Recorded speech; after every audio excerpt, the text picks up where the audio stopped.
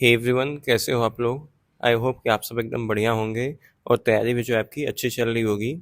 तो हम लोग देखो फ्लोरेंस एकेडमी के यूट्यूब चैनल पे अभी क्वेश्चंस की प्रैक्टिस की सीरीज चला जाते हैं। इसमें हम आपसे फिजिक्स के, केमिस्ट्री के, बायो, नर्सिंग एप्टीट्यूड और जो इंग्लिश का पोर्शन इसमें जितना भी आपका नेट एग्जाम में पूछा जाता है उतना सारा हम इसमें कवर करेंगे क्वेश्चंस के थ्रू।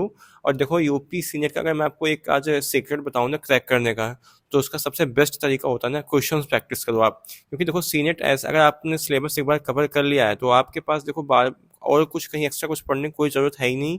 बस पीवाईक्यू बेस्ड जितने भी क्वेश्चंस हैं सीनेट के उनको आप प्रैक्टिस करो। ईजिली मैं कह रहा हूँ बहुत आसानी से आपका हो जाएगा। और बिना क्वेश्चंस प्रैक्टिस किए देखो आपसे एग्जाम तो नहीं होने वाला। कितना भी आप मतलब थियरी पढ़ लो, कुछ भी पढ़ लो, बट अगर आपने क्वेश्चंस प्रैक्टिस नहीं किया, आपने कॉन्सेप्ट को आपने आपने मतलब उसको देखा नहीं कि हाँ हमने जो सीखा है क्या वो हमें अच्छे से आ गया कि नहीं आ गया। और उसका जो देखो सीखने का मतलब अपने आप को एनालिसिस करने का जो अपने थियरी का सबसे जो बढ़िया तरीका अगर मैं बताऊं आपको तो वो होता है क्वेश्चंस की प्रैक्टिस करना। बिना क्वेश्चंस की प्रैक्टिस किए आप अपने आप को इवेल्युएट नहीं कर पाओगे कि आपने जो पढ़ा है क्या आपको समझ में आया है कि नहीं आया है। अगर आपसे क्वेश्चन बन रहा है तो समझ जाओ कि आपको चीज़ें समझ में आ रही हैं। अगर नहीं आया है, नहीं आप कर पा रहे क्वेश्चन, तो समझो कि आपको जो है वो फिर से पढ़ना पड़ेगा। और फिलहाल अभी जो हम क्वेश्चंस आपसे डिस्कस कर रहे हैं ये अभी ये बहुत ही बेसिक लेवल के क्वेश्चंस मैं आपसे डिस्कस कर रहा हूँ। क्योंकि इसके बाद देखो अभी क्योंकि जो लेवल है ना धीरे धीरे उसको हमें बढ़ाना है। क्योंकि अचानक से अगर हम एकदम मतलब टफ क्वेश्चंस की प्रैक्टिस करना शुरू कर देंगे तो फिर आप में से काफ़ी लोग जो है अभी उतनी अच्छी तैयारी सबकी नहीं हुई है, आप खुद डिमोटिवेट हो जाओगे।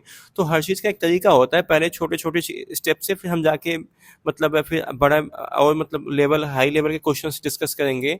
अचानक से कोई एक चीज़ आप सीधा आप समझो कि आप एकदम हाई फाई लेवल के क्वेश्चन प्रैक्टिस करना शुरू कर दो तो ये भी कोई सही बात स्ट्रेटजी नहीं है। ठीक है, तो पहले आप कम लेवल के क्वेश्चंस करो, फिर आपका लेवल जो है बढ़ेगा। ठीक है, वो फिर हम आगे आपसे डिस्कस, आपको कोई भी मतलब टेंशन लेने की जरूरत नहीं। क्वेश्चंस प्रैक्टिस करके लेके सारे क्वेश्चंस हम आपसे डिस्कस करेंगे अपने इस यूट्यूब चैनल पे। तो अगर आप लोग, मैं फिर से बोलूँगा, अगर आपने इसको सब्सक्राइब नहीं किया चैनल को तो फ्लोरेंस एकेडमी को सब्सक्राइब कर लो। क्योंकि हमारा जो मोटिव है यही है, एक्सीलेंस फॉर नर्सिंग। हमें फ्री ऑफ कॉस्ट एजुकेशन सभी तक पहुंचानी है, सभी बच्चों तक। Because I also belong from A village. ठीक है, क्योंकि मैं खुद से विलेज से बिलोंग करता हूँ तो मुझे पता है कि लोगों को कितनी प्रॉब्लम होती है कि वो कोर्स नहीं बाई कर पाते हैं, वो मतलब अफोर्ड नहीं कर पाते हैं आज के टाइम जितनी महंगी महंगी कोचिंग्स। तो फिलहाल मैं अपने देखो मेरे एंड से जितना हो पा रहा है मैं अपना पूरा आपको 100% दूंगा। तो हम आप मिलकर अगर साथ चलेंगे तो डेफिनेटली आपका सिलेक्शन हो जाएगा। ठीक है, तो चलो वीडियो जो है शुरू करते हैं। तो welcome to Florence Academy Excellence for Nursing. Physics आज का जो हमारा सब्जेक्ट रहने वाला है फिजिक्स है। ठीक है, क्या है वो? फिजिक्स। तो फिजिक्स में हम जो क्वेश्चन आज हमारा चैप्टर है मोशन इन प्लेन। बाकी इसके पहले के जो चैप्टर हैं वो डिस्कस हो चुके हैं, तो अगर अभी तक आप लोगों ने नहीं देखा जाकर उसको देख लो। So my name is Shivam Upadhyay, currently I am doing BSc nursing from King George medical university Lucknow. I am fourth year student. ठीक है, मेरा फाइनल ईयर चल रहा है फिलहाल अभी। तो चलते हैं क्वेश्चन देखते हैं। तो देखो जो पहला हमारा क्वेश्चन है, ठीक है, पहला क्वेश्चन क्या है, एक मिनट। पहला क्वेश्चन है कि विच of the following is a not a contact force. निम्नलिखित में से कौन सा जो है संपर्क बल नहीं है। संपर्क बल मतलब समझ रहे हो, जैसे मान लो ए अर्थ का मतलब ये जमीन है। ठीक है, यहाँ पे आप समझो कि ऐसे मान लो चल रहे हो। ठीक है, तो जो आप मतलब जब दो मतलब दो सरफेसेस के बीच में कांटेक्ट से जो फोर्स जनरेट होती है ना, या फिर जो लगता है एक्ट करती है जो फोर्स, उसको बोलते हैं कांटेक्ट फोर्स। ठीक है, सपोज आप कोई सामान है, सामान को फर्श पे रखे हो तो सामान और फर्श के बीच जो फोर्स लगेगा उसको बोलेंगे कांटेक्ट फोर्स। आप जमीन पे चल रहे हो तो जमीन के बीच में जो आपके और जमीन के बीच में जो फोर्स लगेगा उसको बोलेंगे कांटेक्ट फोर्स। ठीक है, तो इसके मतलब दो दो सरफेसेस का उसमें कांटेक्ट होना बहुत ही आवश्यक होता है कांटेक्ट फोर्स में, संपर्क बल में। ठीक है, क्या संपर्क बल। तो क्या है, ऑप्शंस देख लेते हैं इसमें। Friction, tension, gravitational force and गुरुत्वाकर्षण बल एंड नॉर्मल फोर्स। ठीक है, तो देखो फ्रिक्शन क्या होता है, जैसे कोई इंक्लाइन सरफेस है। ठीक है, इस पे सपोज कोई एक कार जो है चढ़ रही है। ठीक है, ऊपर चढ़ रही है कार। ठीक है, तो क्या होता है, हम ये जो कार है, कार आगे आगे की तरफ फोर्स लगा रही है ना, फिर इसको इसके जस्ट अपोजिट एक और फोर्स जो एक्ट होती है जो इनके व्हील के पीछे लगेगा। इसको क्या फ्रिक्शन क्या होता है, उस चीज को रोकने का काम करता है। अगर आप इसको ऊपर जाना चाहोगे तो फ्रिक्शन चाहेगा कि आप नीचे जाओ। ठीक है, तो ये जो अपोज करने वाला फोर्स होता है इसको क्या बोलते हैं, फ्रिक्शन फोर्स। ठीक है, इसको स्मॉल एफ से रिप्रेजेंट करते हैं। तो यही जो फोर्स देखो लग क्या कहाँ कहाँ रहा है, ये जो वेज है, इस ये जो ब्लॉक है इसके बीच और गाड़ी के पहियों के बीच में, ठीक है। तो एक ऐसा फोर्स है, कॉन्टैक्ट फोर्स हुआ ना ये, जैसे अब मैं कंडीशन देखो आपको मैं पहले बता दिया था इसका, ठीक है। इसका टेंशन, टेंशन सपोज जैसे मान लो एक कोई एक तार है, ठीक है, इसको आप खींच रहे हो टेंशन नीचे, ठीक है। तो क्या है, इसमें भी देखो कांटेक्ट फोर्स हो रही है, मतलब दो दो सरफेसेस का इसमें कांटेक्ट हो जाती है, टेंशन में क्या है वो कांटेक्ट फोर्स है। अब लास्ट वाला क्या है, नॉर्मल फोर्स। अब बताता हूँ नॉर्मल फोर्स क्या होता है। देखो सपोज ये आपका अर्थ सर्फ है, ठीक है, ये आपकी जमीन है। जमीन पे कोई एक, मान लो आपने कुछ भी कोई सामान रखा है, और तो इसका वेट नीचे की तरफ लगता है, डब्लू सेंटर से, एम जी नीचे लगेगा। तो इसको बैलेंस करने के लिए कोई एक फोर्स लगती है ना, ए उ- ए इसको बैलेंस करने की फोर्स ऊपर लगती है, नॉर्मल रिएक्शन, ठीक है, इसे बोलते हैं नॉर्मल रिएक्शन, या फिर आप नॉर्मल फोर्स कह सकते हो इसको, नीचे एम जी को बैलेंस करने के लिए। तो यही जो ऊपर फोर्स होता है इसको, यही क्या होता है, नॉर्मल फोर्स। क्या होता है, नॉर्मल फोर्स, ठीक है। तो ये भी देखो कांटेक्ट फोर्स ही हो गई, ठीक है, मतलब जमीन और ये जो आपके आपने सामान रखा है इनके बीच लग रहा है ना ऊपर की तरफ, तो ये भी क्या है, कांटेक्ट फोर्स। अब हमारा जो लास्ट ऑप्शन, मतलब जो हमारा जो ऑप्शन बचता है क्या है, ग्रेविटेशनल फोर्स। ग्रेविटेशनल फोर्स देखो जो लगता है ना, वो दो डिस्टेंट ऑब्जेक्ट के बीच में लगता है, मतलब दो लंबी दूरी, दो लंबी दूरी की ऑब्जेक्ट्स के बीच में, ठीक है। अब लंबी दूरी का ऑब्जेक्ट क्या, सपोज ये आपका सन है, ये आपका अर्थ है, ठीक है। तो इनके बीच जो फोर्स लगेगा ना, इसको बोलते हैं ग्रेविटेशनल फोर्स। मतलब सिर्फ सन ही अर्थ नहीं, जैसे मान लो तुम्हारा चंद्रमा हो गया, मून और अर्थ के बीच में, ठीक है, कुछ भी हो सकता है, मतलब जो लंबी दूरी का ऑब्जेक्ट होता है उनके बीच ग्रेविटेशनल फोर्स लगता है। सपोज मान लो अभी हम यूपी में है, ठीक है, हम यूपी में बैठे हैं, यहाँ से कोई अमेरिका में कोई ऑब्जेक्ट है, तो यहाँ से उनके बीच अगर फोर्स कोई लगेगा ना, उसको बोलेंगे ग्रेविटेशनल फोर्स, ठीक है। तो जो ग्रेविटेशनल फोर्स होती है, ये फारेस्ट जो ऑब्जेक्ट्स होते हैं उनके बीच लगती है। फारेस्ट का मतलब लंबी दूरी के ऑब्जेक्ट के बीच में, ठीक है। तो आई होप आपका ये समझ में आ गया होगा कि ग्रेविटेशनल फोर्स होता क्या है। तो इसका कौन सा ऑप्शन है, नहीं है मतलब, तो इसका सही ऑप्शन जो है सी है, ग्रेविटेशनल फोर्स, ठीक है। ग्रेविटेशनल फोर्स जो होती है कॉन्टैक्ट फोर्स नहीं होती है, बहुत छोटे दूरी के बीच आप लगाओगे तो ग्रेविटेशनल फोर्स में काम नहीं करता है, ठीक है। तो आई थिंक आपको सारे ऑप्शन जो है क्लियर हो गए होंगे।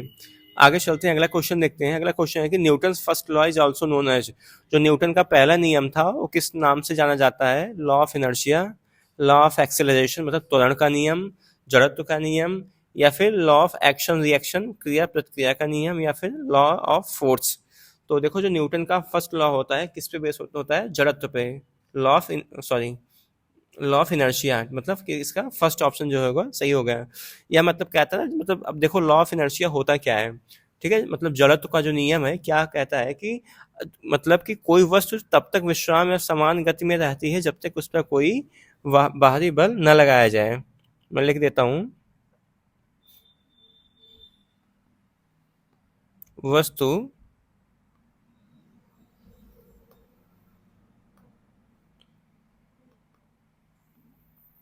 तब तक अपनी अवस्था, ये हो सकता है जैसे मान लो गति हो गया, या फिर विश्राम भी कह सकते हो, ठीक है, अवस्था में रहता है जब तक उस पर बाहरी बल न लगाया जाए, ठीक है।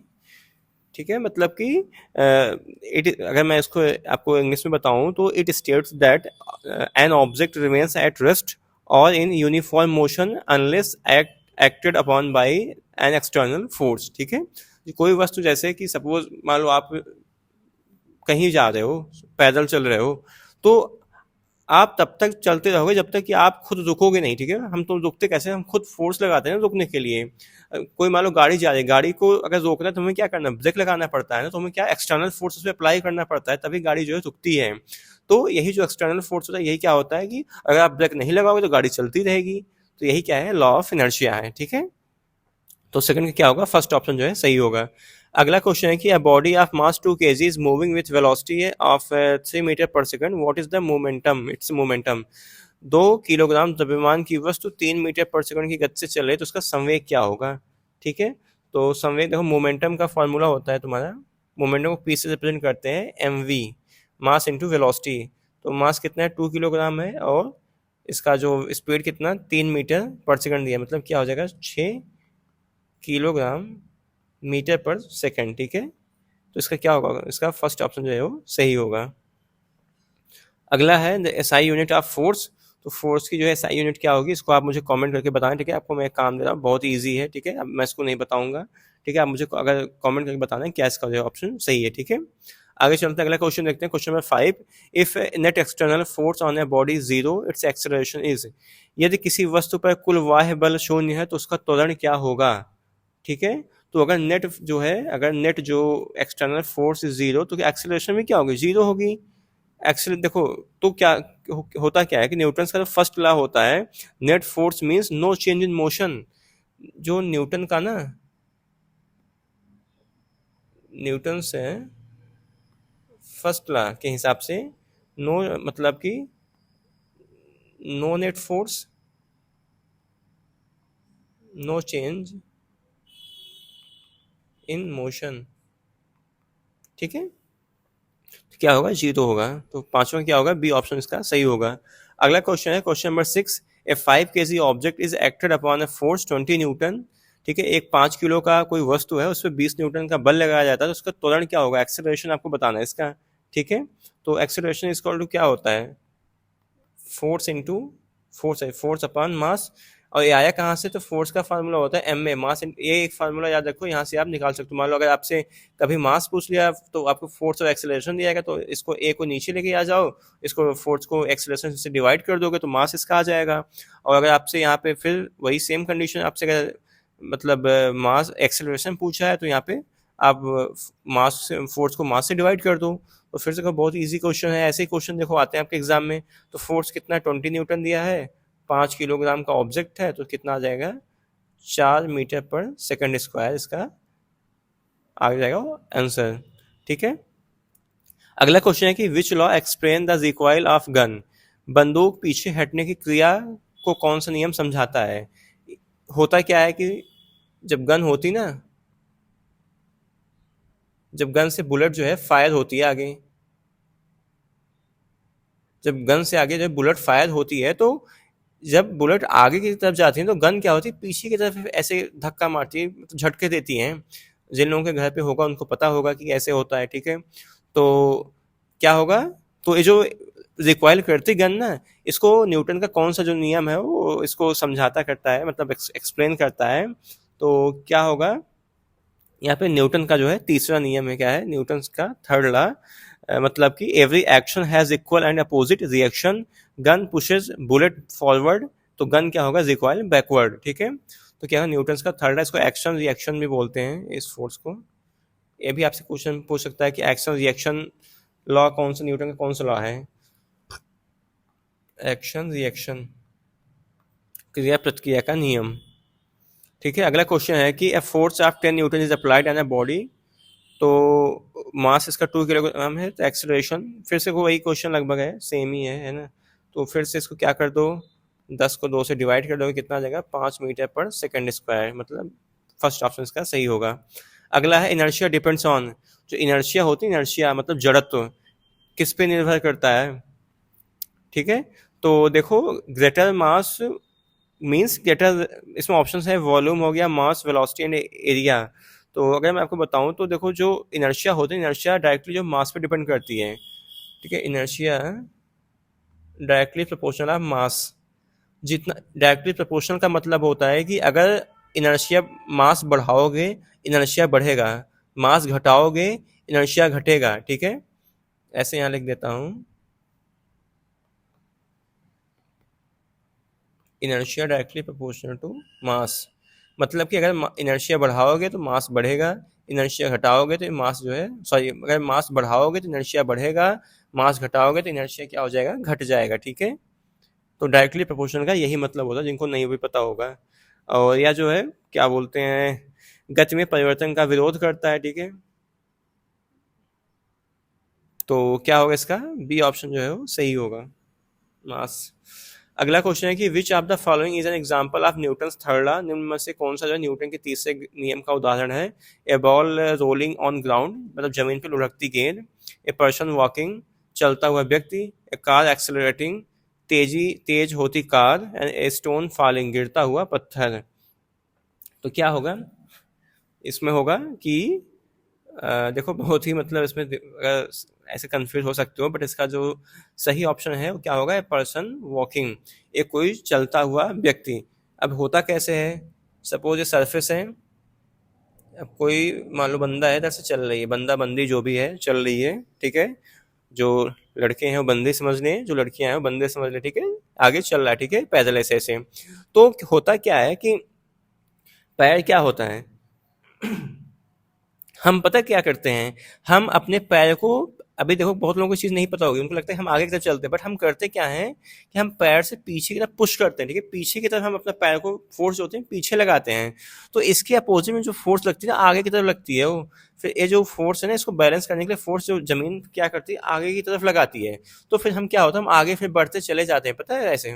अभी तक हमें, अगर बहुत लोगों को पता होगा, बट मोस्ट ऑफ कुछ लोग ऐसे होंगे जिनको नहीं पता होगा, तो मैं आपको बताऊं तो हम आगे की तरफ नहीं फोर्स लगाते हैं। हम हमें आगे चलना है तो फोर्स क्या करेंगे, हम पीछे की तरफ लगाएंगे। तो पीछे से जो जो जमीन हमारे तरफ फोर्स लगाएगी ना, वो हमें आगे की तरफ बढ़ने के लिए लगाएगी। तो हम क्या होता है, हम आगे बढ़ते चले जाते हैं, ठीक है, यही होता है। जमीन, पैर जो है जमीन को पीछे ढकेलता है, तो जमीन क्या करती है, व्यक्ति को आगे की तरफ ढकेल देती है। ऐसे ही फिर ऐसे ही हम जमीन पे चलते हैं। अगर ना हो तो, अगर आप एक बार जमीन पे चल के देख लो, ठीक है, अगर आपको इसको प्रैक्टिकली देखना हो तो हम फोर्स पीछे जमीन लगाते हैं पीछे की तरफ, और जमीन क्या करती है, हमें आगे की तरफ फोर्स लगा के हमें वो आगे की तरफ पुश करती है, ठीक है। तो हम पैदल क्या होता है, आगे की तरफ बढ़ते चले जाते हैं। तो एक किसका नियम है ये? न्यूटन का क्या है, थर्ड लॉ है, ठीक है, न्यूटन का थर्ड लॉ है। अगला क्वेश्चन है कि a passenger standing in a moving bus falls backward when the bus suddenly start, this is due to. जब चलती बस अचानक जो है चलना शुरू करती है, तो यात्री पीछे की ओर क्या करता है, गिरता है। इसका क्या कारण है? तो inertia of rest, inertia of motion, and Newton's third law. तो इसका एक और ऑप्शन होगा, मिसिंग है फिलहाल, अभी यहाँ पे है ना, वो है नहीं, थोड़ा दिख नहीं रहा है। तो क्या होगा, ये किसका है? ये होगा इनर्शिया ऑफ रेस्ट, ठीक है, मतलब विश्राम का, मतलब जड़त्व का नियम। अब जड़त्व का नियम देखो, मैं पहले बताया था कि अगर कोई वस्तु गति में है, मतलब मोशन में है, तो मोशन में रहना चाहती है। अगर कोई व्यक्ति जो है वो विश्राम अवस्था में है, वो हमेशा चाहेगा मतलब वो रेस्ट में ही रहना चाहेगा। अब खुद को ही देख लो, अगर कभी सोते हो तो लगता है कि हाँ सोते रहें, कोई कोई उठाता है तो खुद ही विरोध करते हो, खुद ही चिल्लाने लगते हो। मम्मी, मान लो मम्मी पढ़ने के लिए उठा रही है, उठ जाओ उठ जाओ, लेकिन खुद क्या, सुबह सुबह मान लो 5 बजे आपको उठा रही है, उठ जाओ पढ़ लो। तो आप फिर क्या चाहते हो कि हम रेस्ट में रहे ना, सोने दो, बोलते ना थोड़ा आधे घंटे और सोने दो, अभी उठ के फिर से पढ़ूंगा, है ना, अभी सोने दो, रेस्ट करने दो। तो ऐसे ही होता है कि जब जो चीज़ मतलब मोशन में होगी, वो चाहे कि हम चलते ही रहें, ठीक है, और जो विश्राम में चाहे हम रेस्ट में ही रहें। तो यही रीज़न होता है, बस में मान लो बस जब चल रही है तो क्या है, बस मोशन में है ना, तो आप भी उसके साथ चल रहे हो। अब अचानक से बस रुकती है तो क्या होता है कि आप भी तो अब उसके साथ, आप तो कोई ब्रेक अप्लाई करते नहीं हो खुद पे, तो क्या होता है कि आप जो है वो गिर जाते हो बैकवर्ड, ठीक है। इसी को बोलते हैं इनर्शिया ऑफ रेस्ट। इसका जो सही ऑप्शन है इनर्शिया ऑफ रेस्ट। अगला क्वेश्चन है कि विच of the following is a pseudo force. Pseudo force का मतलब क्या था, काल्पनिक फोर्स होती है, निम्न में से कौन सा है जो काल्पनिक फोर्स है? तो घर्षण हो गया, centripetal force, centrifugal force and tension. तो इसका क्या होगा, सही ऑप्शन जो होगा वो सेंट्रीफ्यूगल फोर्स, ठीक है। यह जो है घूर्णन फ्रेम में दिखाई देता है, वास्तविक बल कोई नहीं होता है। जब मतलब रोटेटिंग मोशन और रोटेशन होता है तो उसमें ये फोर्स होती है, नॉट ए रियल फोर्स, ठीक है। इसे क्या बोलते हैं, सेंट्रीफ्यूगल फोर्स बोलते हैं। तो सेंट्रीफ्यूगल फोर्स होता क्या है?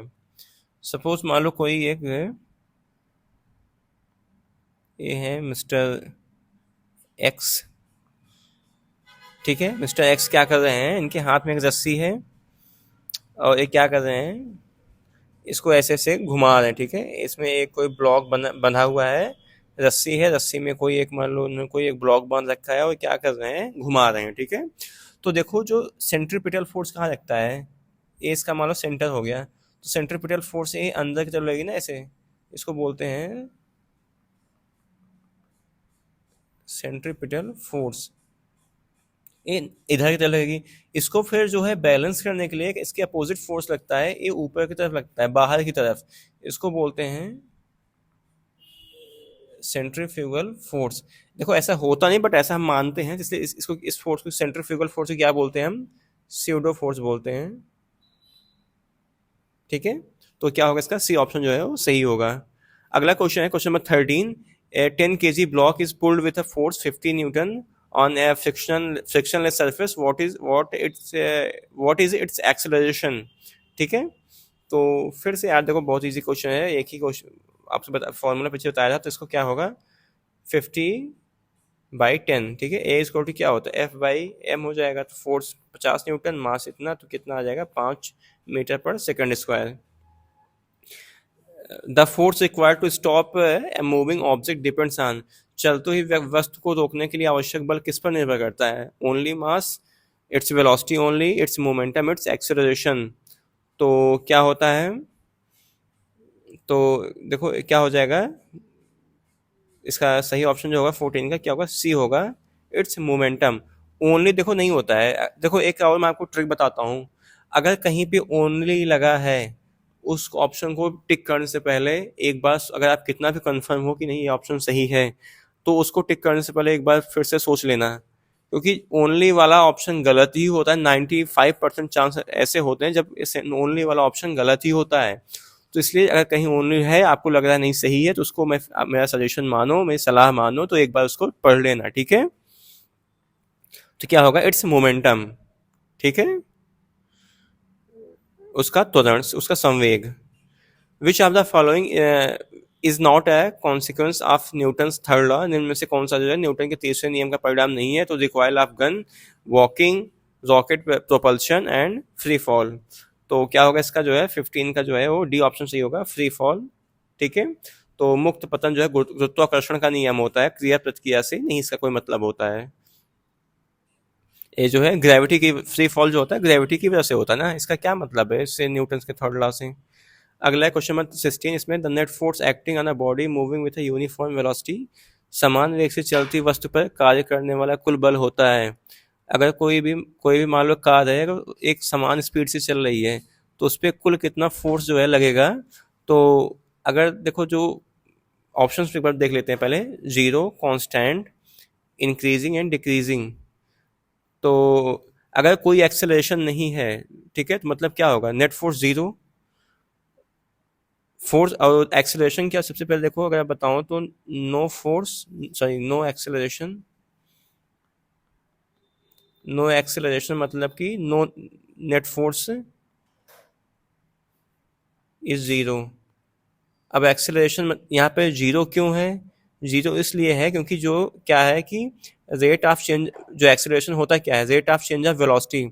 अब वेलोसिटी में क्या कोई चेंज हो रहा है? क्यों नहीं हो रहा? क्योंकि क्या है, जो वस्तु है समान वेग से चल रही है, मतलब कि नो चेंज इन वेलोसिटी। अगर वेलोसिटी में कोई चेंज नहीं होगा तो एक्सेलरेशन नहीं होगा, एक्सेलरेशन नहीं होगा तो मतलब क्या? Net force is zero. ठीक है, तो क्या होगा इसका? फर्स्ट ऑप्शन जो है वो सही होगा। अगला क्वेश्चन है which of the following is a quantities is a vector?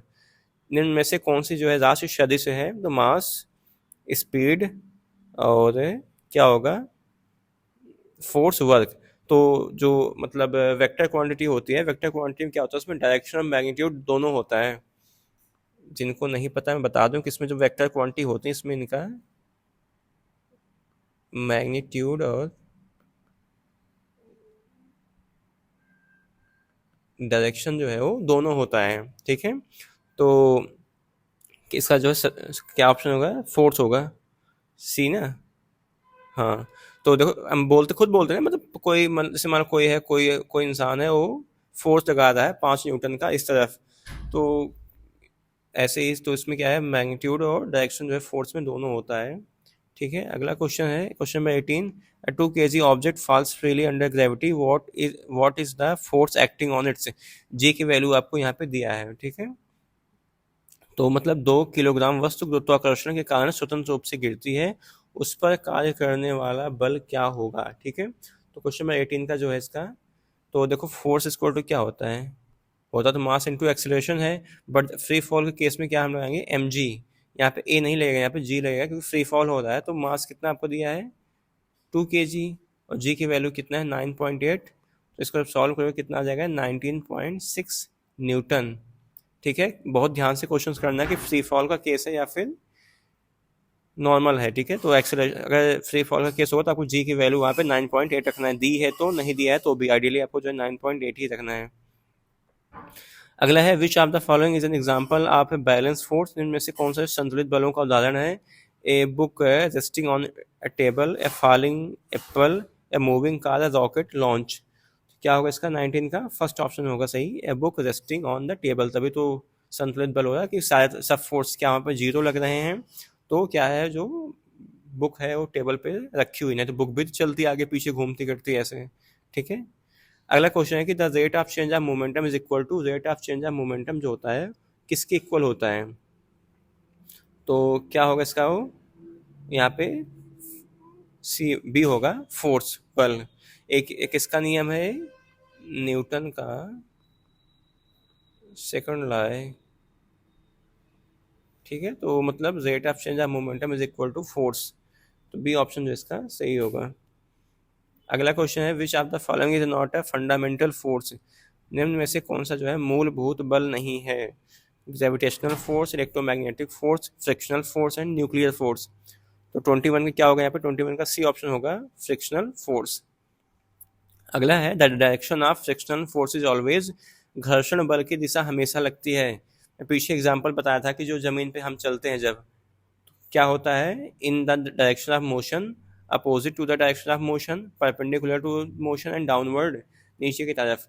तो 22 का क्या होगा यहाँ पे, इसका बी ऑप्शन सही होगा, अपोजिट टू द मोशन, मतलब कि गति के विपरीत दिशा में। अगर तुम आगे चल रहे हो तो फ्रिक्शन पीछे लगेगा, ये हमेशा चाहेगा कि पीछे। ऐसे होता है ना कि अब देखो फ्रिक्शन का एग्जांपल बताऊं तो तुम्हारे रिश्तेदार होते हैं ना, हमारे तुम्हारे क्या है, मेरे भी रिश्तेदार सबके है ना, तो क्या उनका काम क्या होता है, अगर तुम आगे बढ़ना चाहोगे तो वो पूरी कायनात की शक्तियां मिला के क्या करती हैं, चाहेंगे कि मतलब कायनात मतलब कि सारे लोग मिलकर चाहेंगे तुम पीछे जाओ। अगर तुम कुछ आगे अच्छा कर रहे हो तो चाहेंगे कि तुम अच्छा मत करो भाई। अगर तुम अच्छा करोगे तो अपने बच्चों को मतलब नहीं, फिर आप उनसे आगे चले जाओगे। तो लेकिन आपको क्या करना है, उनके फ्रिक्शन फोर्स को एकदम कैंसिल आउट करना है, आपको आगे होता है।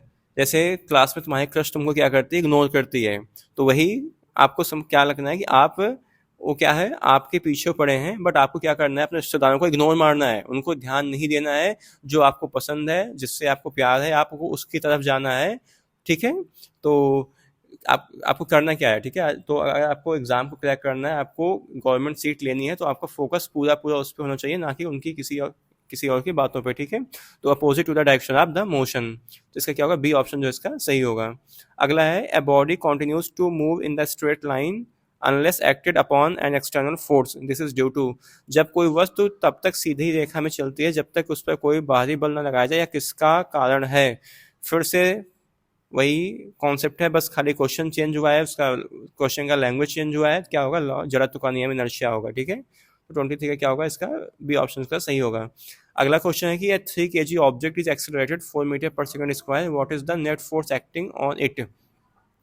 3 किलोग्राम वस्तु को 4 मीटर पर सेकंड स्क्वायर की दर से त्वरण किया दिया जाता है, तो उस पर कार्य करने वाला कुल बल क्या होता है। तो क्या होगा, फिर से यार वही एफ इक्वल टू, यहाँ पे देखो एम में होगा, एक्सेलरेशन यहाँ पर दिया है, मास कितना है 3 kg, 4 12 न्यूटन फोर्स। ऐसे क्वेश्चन आते हैं। बाकी अभी और मैं आपको क्वेश्चन कराऊंगा, इस थोड़ा लेवल बढ़ेगा, बट अभी बेसिक क्वेश्चन है तो करते चलो। ठीक है, कॉन्सेप्ट समझना जरूरी है फिलहाल अभी, क्योंकि आप बहुत हाई फाई कर लोगे, पता लगा ऐसे क्वेश्चन आ जाए तो फिर हो गया आपका काम वहीं पे। ठीक है, फिर बाद में बोलोगे हमने बहुत पढ़ाई किया था बट हमसे क्वेश्चन नहीं हुआ। तो आपको सब कुछ देखते चलना है, किसी को इग्नोर नहीं मारना है। ठीक है, सब कुछ करते चलो, कुछ मत छोड़ना, अपनी तरफ से कोई कसर मत छोड़ो। बाकी होना है ना होना है तो यार ठीक है, वो तो भगवान के हाथ में, ऊपर वाले के हाथ में है। अपनी तरफ से पूरी कोशिश करो। ये चीज़ आपके क्लास में अप्लाई है, अगर आपकी कोई क्रश है तो उससे पूरा आप एफर्ट डालो। ठीक है, अपना पूरा 100% दो। गर्लफ्रेंड बने या ना बने, या फिर बॉयफ्रेंड बने ना बने, वो तो अलग बात है, बट आपको क्या करना है, अपना पूरा उस पर टाइम देना है, पूरा अपना पूरा टेंशन उसको देना करना है। ठीक है, तो आगे चलते हैं। अगला लास्ट क्वेश्चन आज का हम देखते हैं, विच of the following is not a unit of force, निम्नलिखित में से कौन सा बल की इकाई नहीं है। ठीक है, तो यूनिट आपसे पूछा है यहाँ पे, तो ऑप्शन क्या है, क्या newton, dyne, joule, kilogram, metre पर सेकंड स्क्वायर। तो क्या होगा इसका सही ऑप्शन, होगा आपका यहाँ पे सी होगा, जूल। देख लो, बहुत क्वेश्चन की लैंग्वेज देखना, नॉट है यहाँ पे, यूनिट मत सुन के फट से टिक मार देना।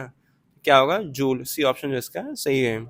तो जूल किसकी है, ये होती है एनर्जी। ठीक है, तो आज हमने कितने 25 क्वेश्चंस किए लॉज ऑफ मोशन के, बाकी 25 क्वेश्चन हम उसको करेंगे किसमें, पार्ट 2 में, सेकंड में। ठीक है, तो आज आई थिंक आपको जो जितने भी क्वेश्चन मैंने आपको बताए, इनके जो कॉन्सेप्ट थे आपको समझ में आए होंगे। ठीक है, बाकी अगर आपको वीडियो पसंद आई हो तो वीडियो को देखो लाइक कर देना, और चैनल को जो है सब्सक्राइब कर देना चैनल के सपोर्ट में। Thank you so much watching for this video.